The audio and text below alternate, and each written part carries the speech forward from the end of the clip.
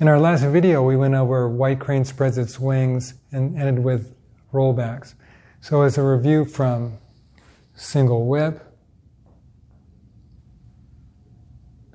rise, sink, step out, push forward, roll back, sinking on the left. Then I step out with a push with the shoulder. Everything's very light, smooth, relaxed. Rise, sink on the right. Hands are crossed. Right arm under the left.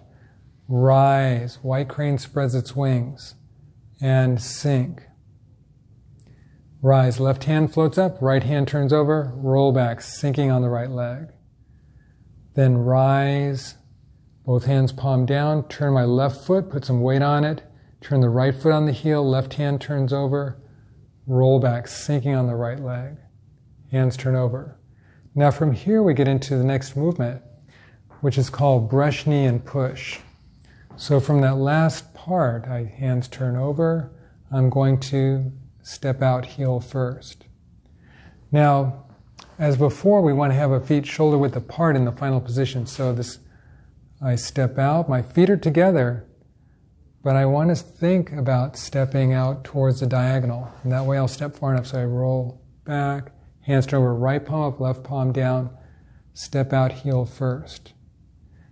Then I rise. First part's just to rise, your hand comes up, palm up.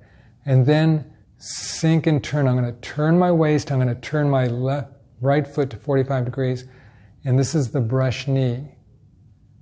This hand's going to come forward. Finally, sinking back on your rear leg. This is palm up, palm down. So movement, once again, is called brush knee. So from here, roll back, step out, rise. Hand comes up, sink and turn. And then sink some more. Now, if you look at my feet, if I bring this foot straight back, I'm shoulder width apart.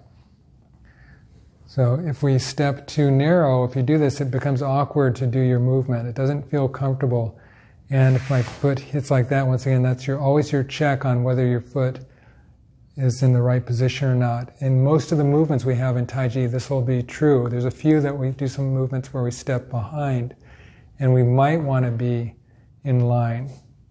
But in most of the ones we're learning in the very first section, we'll always have shoulder width, almost always have shoulder width apart.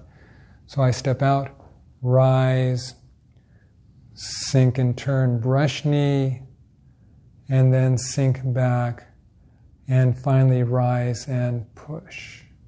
Now the push, once again, we did the double hand push, remember? Two hands pushing, but it's the same principle with one hand. You're going to use the whole body. So the push is not just with your arms, we're not just doing this. Using the whole body, so the push actually feel a connection to your shoulder, to your waist, to your leg, all the way to the ground. Push. Okay, so rise and push. Try to feel that connection. So, different view. So I do the roll back, step out, rise, hand comes up, then sink and turn, brush knee. And push. Now there's going to be 5 brush knees in the first section. We're going to separate them by a movement called play lute, and the sequence will be brush knee, play lute, brush knee.